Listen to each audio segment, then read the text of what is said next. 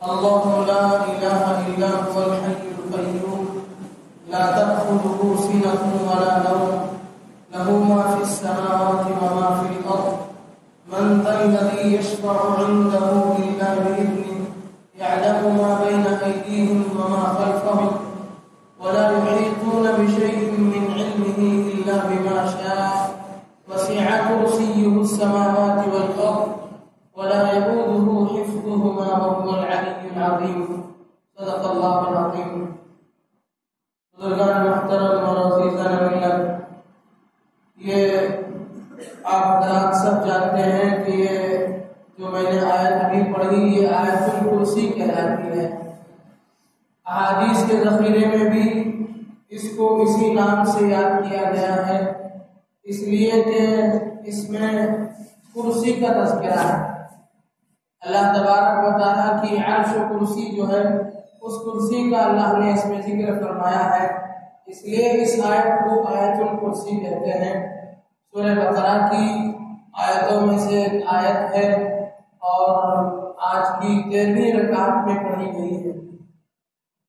اللہ کے نبی صلی اللہ علیہ وسلم حضرت ابی بن کعب رضی اللہ عنہ روایت کرتے ہیں کہ آپ علیہ السلام نے ایک مرتبہ حضرت ابو منذر ایک صحابی تھے، اللہ کے نبی صلی اللہ علیہ وسلم کے پاس بیٹھے ہوئے تھے. نبی علیہ السلام آپ علیہ السلام نے ان سے پوچھا، ابو منذر کیا تم جانتے ہو کہ قرآن کریم کی آیتوں میں سب سے عظیم آیت کون سی ہے، سب سے بڑی اونچی مرتبے والی آیت کون سی ہے؟ حضرت ابو منذر رضی اللہ عنہ جیسا کہ حضرات صحابہ کرام رضوان اللہ تعالی علیہم اجمعین کی عادت تھی کہ صحابہ اللہ کے نبی صلی اللہ علیہ وسلم کے سوال کا جواب نہیں دیتے تھے بلکہ وہ آپ پر اسے لوٹا دیتے تھے اور کہتے تھے اللہ و رسولہ عالم، اللہ اور اس کا رسول زیادہ جانتا ہے. چنانچہ حضرت ابو منذر رضی اللہ عنہ نے کوئی جواب نہیں دیا. آپ علیہ السلام نے دوبارہ پوچھا ان سے تو انہوں نے کہا ہو سکتا ہے یہ آیت ہو اللہ لا الہ الا هو الحی القیوم، یہی آیت الکرسی انہوں نے پڑھ کے سنائی. تو آپ علیہ السلام نے ان کے سینے پر ہاتھ سے ان کے سینے کو تھپکی دی اور گویا کہ آپ شاباشی دے رہے تھے.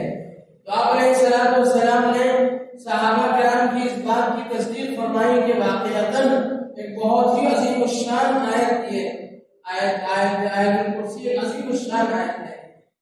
اس آیت میں کل 10 اجزاء ہیں، 10 جملے اس آیت میں ہیں.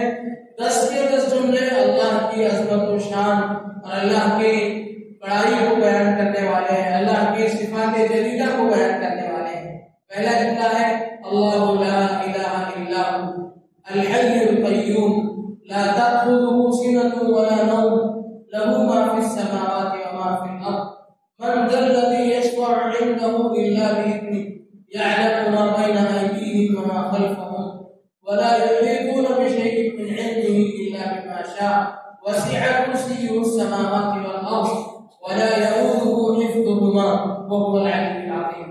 یہ 10 جملے اس میں ہیں اور 10 کے 10 جملے اللہ تبارک و تعالیٰ کی جلالت شان پر دلالت کرتے ہیں. پہلا جملہ جس میں اللہ کی وحدانیت کا اقرار ہے کہ اللہ کے علاوہ کوئی معبود نہیں. الحی القیوم وہ زندہ ہے اور ہمیشہ رہنے والا ہے. الحی القیوم ایک ایسا جملہ ہے جو بہت ہی اہمیت رکھتا ہے. حضرت علی کرم اللہ وجہ فرماتے ہیں کہ جنگ بدر کا موقع تھا، بڑی گھبراہٹ تھی، لوگ پریشان تھے. پریشانی کے عالم میں عام طور سے لوگ بڑوں کو دیکھتے ہیں کہ بڑے اس موقع پر کیا کرتے ہیں. میری آنکھیں بھی تلاش کر رہی تھی کہ میں دیکھوں اللہ کے نبی صلی اللہ علیہ وسلم کو کیا فرما رہے ہیں، ایسے گھبراہٹ کے موقع پر آپ کیا کر رہے ہیں. تو میں نے دیکھا کہ اللہ کے نبی صلی اللہ علیہ وسلم سجدے کی حالت میں ہے اور آپ کی زبان سے جاری ہے یا حی یا قیوم یا حی یا قیوم. اللہ کے نبی صلی اللہ علیہ وسلم یہ یا حی یا قیوم یا الحی القیوم کا ورد کر رہے ہیں. تو بعض لوگوں نے الحی والقیوم ان دونوں کے مجموعے کو اسم اعظم میں شمار کیا ہے. اسم اعظم حدیث پاک کے ذخیرے میں یہ بات موجود ہے کہ اسم اعظم ایک ایسا اسم ہے، اللہ کا ایک ایسا نام ہے جس کے بندہ اس کے ذریعے سے جو بھی مانگے گا اللہ تعالیٰ اسے قبول کرے گا۔ اس لیے ہم اپنے دعاؤں میں اس جملے کو ہم شامل کریں گے، یا حی یا قیوم برحمتک نستغیث، ہم اپنی دعاؤں میں شامل کریں گے اسے۔ تو آگے جملہ ہے الحی القیوم لا تأخذه سنة ولا نوم، اللہ کو نہ اونگ آتی ہے نہ نیند آتی ہے، نہ اللہ تعالیٰ کو نہ نیند پکڑتی ہے نہ اونگ پکڑتی ہے۔ اونگ کہتے ہیں نیند کا ایک ہلکا سا حصہ آدمی جب تھک جاتا ہے تو آئندہ کام کی بشاشت کے لیے تھوڑی دیر آرام کرتا ہے، پھر جو بشاشت حاصل ہوتی ہے اس سے آئندہ کام کرتا ہے۔ اللہ تعالیٰ کو بشاشت کی کوئی ضرورت نہیں ہے، اللہ تھکتے نہیں ہے، انسان تھکتا ہے اسے نیند کی ضرورت پڑتی ہے، اللہ تعالیٰ اپنے کاموں سے تھکتے نہیں ہے، اس لیے اللہ کو نہ نیند آتی ہے نہ اونگ آتی ہے۔ لا تأخذه سنة ولا نوم له ما في السماوات وما في الأرض، آسمانوں اور زمینوں میں جو کچھ ہے سب کے مالک اللہ ہے، سب اللہ کا ہے، سب کے مالک اللہ ہے۔ له ما في السماوات وما في الأرض من ذا الذي يشفع عنده إلا بإذنه، کون ہے وہ جو اللہ سے سفارش کر سکے اس کی اجازت کے بغیر؟ سفارش کر سکتا ہے مگر اس کی اجازت کے ساتھ۔ قیامت کا منظر ہوگا، ہر طرف نفسی نفسی کا عالم ہوگا، ہر امتی اپنے نبی کے پاس، ہر نبی کے امتی اپنے نبی کے پاس دوڑیں گے کہ اے ہمارے نبی آپ سفارش کر دیجئے، ہر نبی معذرت کرتے چلے جائیں گے، آخر میں میرے اور آپ کے آقا محمد رسول اللہ صلی اللہ علیہ وسلم آگے بڑھیں گے اور آپ کو اللہ تبارک و تعالیٰ سے سفارش کرائیں گے، آپ کو مقام محمود ادا کیا جائے گا۔ تو اللہ تعالیٰ سے سفارش کرنا، آپ علیہ السلام اللہ کی اجازت سے سفارش کریں گے، تو یہ اس میں بھی اللہ کی شان ہے۔ من ذا الذی یشفع عنده الا بإذنہ یعلم ما بین ایدیہم وما خلفہم، آگے پیچھے جو کچھ ہے سب کو اللہ تبارک و تعالیٰ جانتا ہے، اللہ کے علم سے کوئی چیز مخفی نہیں ہے۔ یعلم ما بین ایدیہم وما خلفہم ولا یحیطون بشیء من علمہ الا بما شاء، اللہ تعالیٰ کا جتنا علم ہے اس کو کوئی احاطہ نہیں کر سکتا، اللہ کے علم میں جو کچھ ہے ہاں اللہ تعالیٰ خود کسی کو بتا دے تو اللہ کی مرضی ہے۔ وسیع کرسیہ السماوات والارض، اللہ کی کرسی ہے، اللہ کی کرسی آسمانوں اور زمین سے زیادہ وسیع ہے، سب کو شامل ہے۔ اللہ کا عرش اور اللہ کی کرسی کیسی ہے وہ اللہ تبارک و تعالیٰ زیادہ بہتر جانتے ہیں۔ احادیث کے ذخیرے میں اللہ کے نبی صلی اللہ علیہ وسلم نے کہیں اس کا صاف تذکرہ نہیں فرمایا ہے، بڑوں نے اس کو متشابہات قرار دیا ہے، یعنی ایسی چیزیں جن میں ہمیں پڑھنا نہیں چاہیے، بس صرف اس بات کا یقین کرنا چاہیے کہ اللہ کا عرش ہے اور اس کی کرسی ہے، جیسے اس کی شان ہے ویسا ہے، ہمیں اس کے سلسلے میں اللہ نہ عرش کے محتاج ہے نہ کرسی کے محتاج ہے، کسی کے محتاج نہیں ہے، بس اللہ نے اپنا عرش بنایا ہے، اپنی کرسی بنائی ہے۔ حدیث میں اتنی سی بات ملتی ہے کہ اللہ کی کرسی کے سامنے زمین اور آسمان کو پھیلا دیا جائے تو جتنا بڑا ہوگا، ساتوں زمین اور ساتوں آسمان کو اگر دنیا میں پھیلا دیا جائے تو جتنا بڑا احاطہ رہے گا، یہ پورا احاطہ اللہ کی کرسی کے سامنے ایسا ہے جیسے کوئی بڑا سا میدان ہو، بڑے میدان میں ایک چھوٹی سی انگوٹھی کا ہلکا چھوٹا سا رنگ ہو اور اسے میدان میں ڈال دیا گیا ہو، تو جس طریقے سے یہ چیز اتنی حقیر، اتنی معمولی، اتنی بے حیثیت ہوتی، اللہ کی کرسی کے سامنے ساتوں زمین اور ساتوں آسمان کی اتنی ہی حیثیت، اتنی سی بات ہو حدیث کے ذخیرے میں موجود ہے۔ تو فرمایا وسیع کرسیہ السماوات والارض ولا يؤوده حفظهما، اللہ کو زمین و آسمان کی حفاظت کے لیے کسی چیز کی ضرورت نہیں پڑتی ہے، اللہ تعالیٰ اس کی حفاظت سے تھکتے نہیں ہیں، اللہ تعالیٰ ہی اس کے بہترین محافظ ہے۔ اور آگے فرمایا وَهُوَ الْعَلِيُّ الْعَظِيمُ، اللہ تعالیٰ بلند و بالا ہے، عظمت والے ہیں، شان والے ہیں، اونچی شان والے ہیں۔ اب آیت الکرسی کی اس کی مختصر سی تفصیل ہوئی اور اس کی فضیلت ہوئی۔ اللہ کے نبی سے اس کا دنیاوی فائدہ کیا ہے؟ آپ علیہ السلام نے فرمایا کہ جو بندہ اپنے گھر میں داخل ہوتے ہوئے رات کو سونے سے پہلے آیت الکرسی پڑھے گا، اللہ تبارک و تعالیٰ اس کی بھی حفاظت کریں گے، اس کے گھر والوں کی بھی حفاظت کریں گے، اور اس کے پڑوس والوں کی بھی اللہ تعالیٰ حفاظت کریں گے۔ بعض روایتوں میں آیا ہے کہ اللہ تعالیٰ جو بندہ آیت الکرسی پڑھ کے سوتا ہے، اللہ تعالیٰ اس کے لیے نگران فرشتہ مقرر کر دیتے ہیں جو رات میں اس کی نگرانی کرتا ہے۔ تو یہ اس کا دنیاوی فائدہ ہے۔ حدیث کے ذخیرے میں آیت الکرسی کو لے کر ایک واقعہ ہے، وہ واقعہ سن لیجیے۔ حضرت ابو ہریرہ رضی اللہ عنہ روایت کرتے ہیں کہ اللہ کے نبی صلی اللہ علیہ وسلم کے پاس صدقۃ الفطر کا بہت سارا مال آیا۔